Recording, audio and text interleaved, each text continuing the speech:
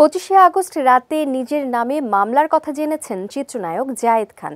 একজন শিল্পী হিসেবে এমন মামলার কথা শুনে তিনি নিজেই অবাক হয়েছেন। কানাডা থেকে জায়েদ খান দেশের সংবাদ মাধ্যমকে বলেন, আমি বিস্মিত, আমি হতবাক। মিথ্যা মামলায় আমাকে জড়ানো উদ্দেশ্যপ্রণোদিত।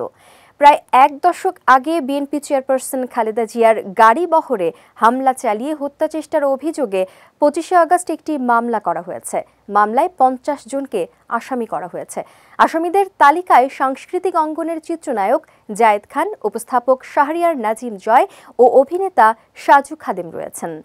মামলা সম্পর্কে প্রতিক্রিয়া জানিয়ে তিনি বলেন, যে কোনো শিল্পীর রাজনৈতিক মত থাকতেই পারে, এটা তার ব্যক্তিগত ব্যাপার, কিন্তু আমি কখনোই অতিরঞ্জিত বা বিতর্কিত কোনো কিছু করিনি। কিন্তু 25 আগস্ট দেখলাম আমার নামে মামলা। জায়েদ আরও বলেন, সেই সময়ে তো শত শত সাংবাদিক ছিলেন, এটা নিয়ে খবর প্রকাশ করা হয়েছে। যদি থাকতাম তাহলে তো তখনই খবরের শিরোনাম হতাম। এখন ঢালাওভাবে অসৎ উদ্দেশ্যে শিল্পীদের নামে মামলা আমি সমর্থন করি না। জায়েদ জানান, দেশের একটি পরিবর্তন এসেছে, সেখানে সবাই স্বাধীনভাবে বাঁচতে চাইবে, সবার নাগরিক অধিকার থাকবে, দেশ এগিয়ে যাবে। কিন্তু উদ্দেশ্য হাসিলে কারো ক্যারিয়ারে বাধা হলে শিল্পাঙ্গন কখনোই এগিয়ে যেতে পারবে না। জায়েদ বলেন, ঢালাওভাবে মিথ্যা মামলা দিয়ে সত্যিকারের অনেক অপরাধীদের আড়াল করা হচ্ছে।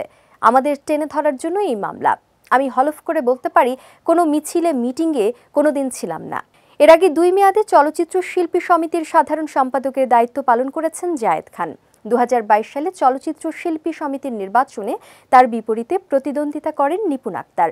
সেই নির্বাচনে জায়েদ ভোটে জিতলেও ফলাফল নিপুণ মেনে না নিলে কোর্টে মামলা করেন, হেরে যান জায়েদ। চলে মামলা মোকদ্দমা।